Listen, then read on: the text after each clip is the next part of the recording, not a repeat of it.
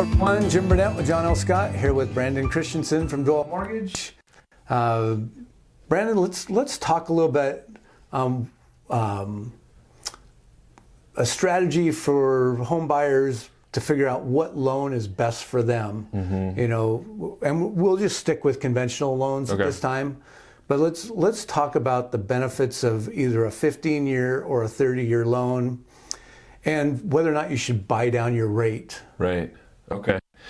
And again, I love Jim's questions. Jim, you have the best questions. And these are all things for everyone to be considering when you're approaching home ownership.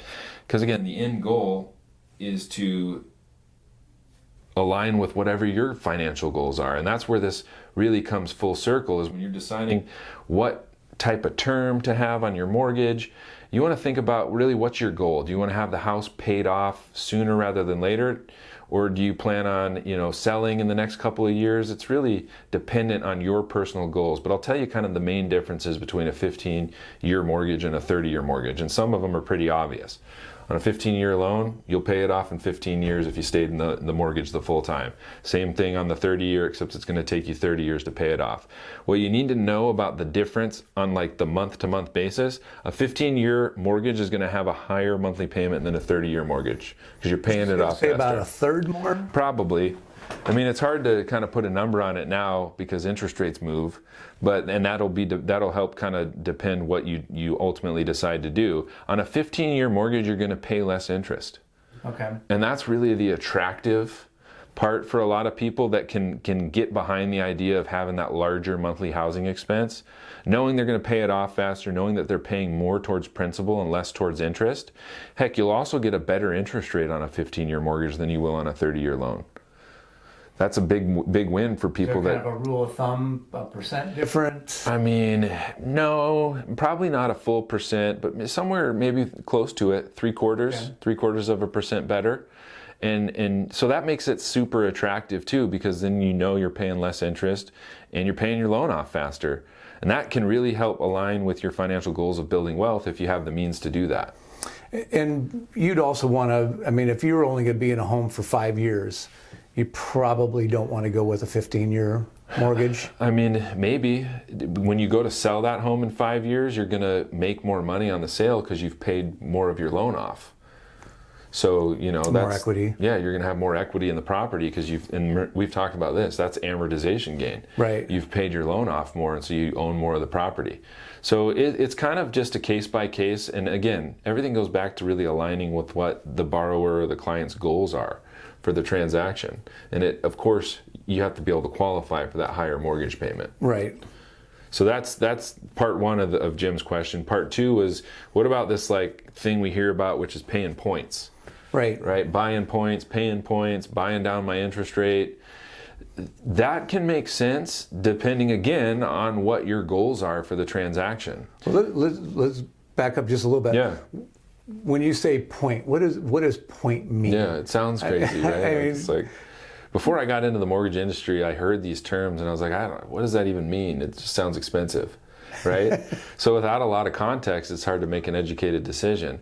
In the world of mortgages, a mortgage point, so if you get an interest rate quote from a lender and it says this is going to cost you 1 point, that is 1% of your loan amount.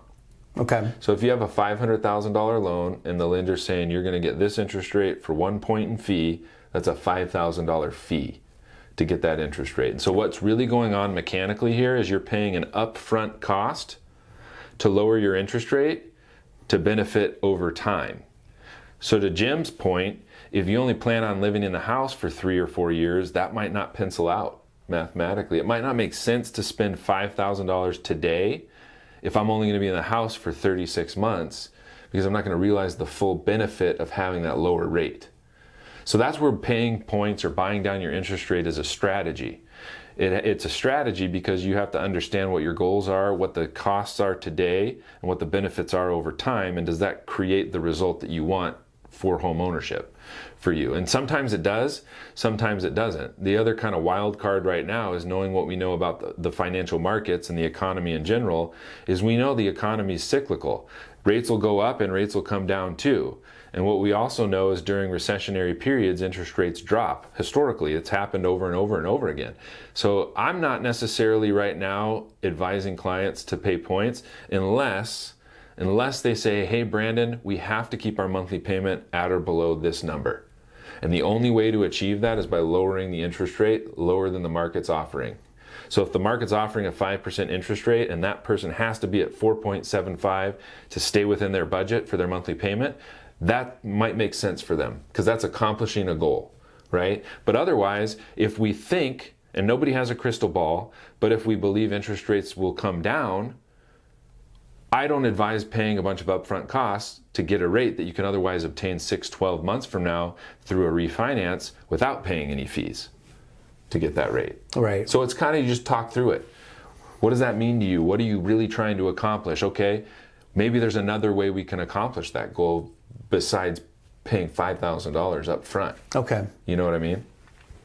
So, I mean, how many points can you actually buy down? It's specific on the type of program that you're qualifying for. Okay.